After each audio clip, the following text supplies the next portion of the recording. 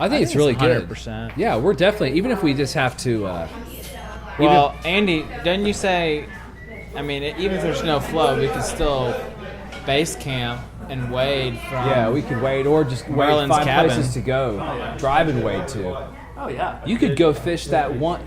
You could actually go... There's going to be plenty of flow for us. There's going to be plenty, even if the river is zero. Yeah. We can, which it's never been.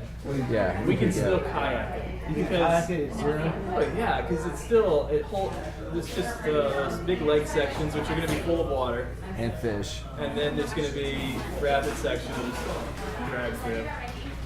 Bring a rope. What's the lowest it's ever been that you went on it? I've seen it down there.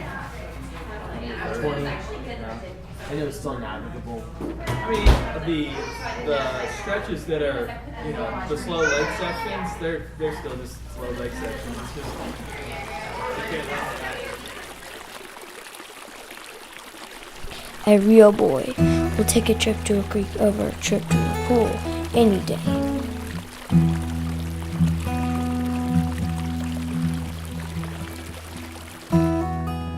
While a swimming pool is fabricated, treated, and lifeless, a creek is vibrant, raw, and moving.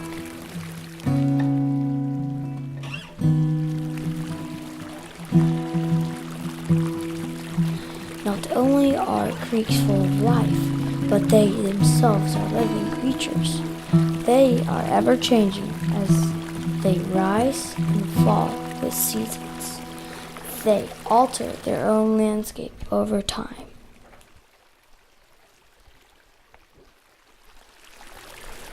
You see, a pool's a safeguarded, enclosed environment with its defined rules and boundaries.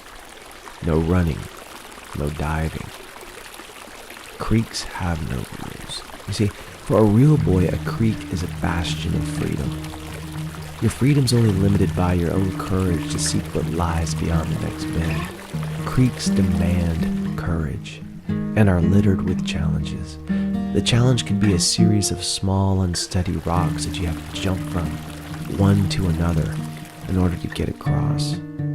The challenge could be a rope swing, an old nylon rope that was set there by a previous generation of thrill seekers, left behind to test the mettle of the next wave of adventures.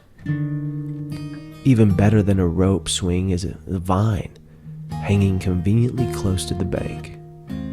I'm convinced that God designed vines to be close to creek banks for the purpose of children to swing from them.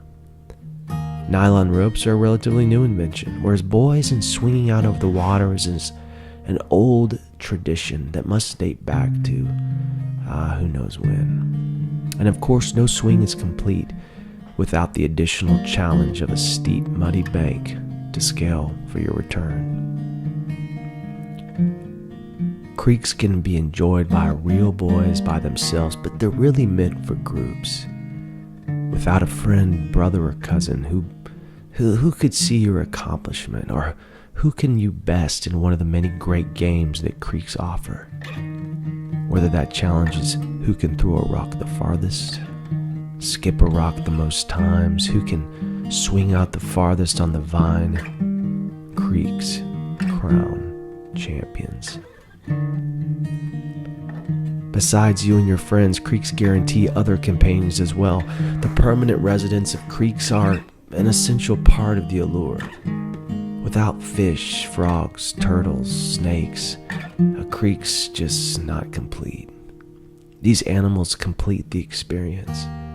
It's the frogs you can catch with your hands, or fish you can catch with a pole, that keep us coming back.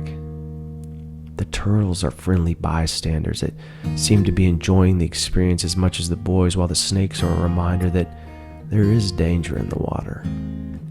That fear of snakes hiding in the limbs of fallen trees or gliding across the water makes the real boy feel alive.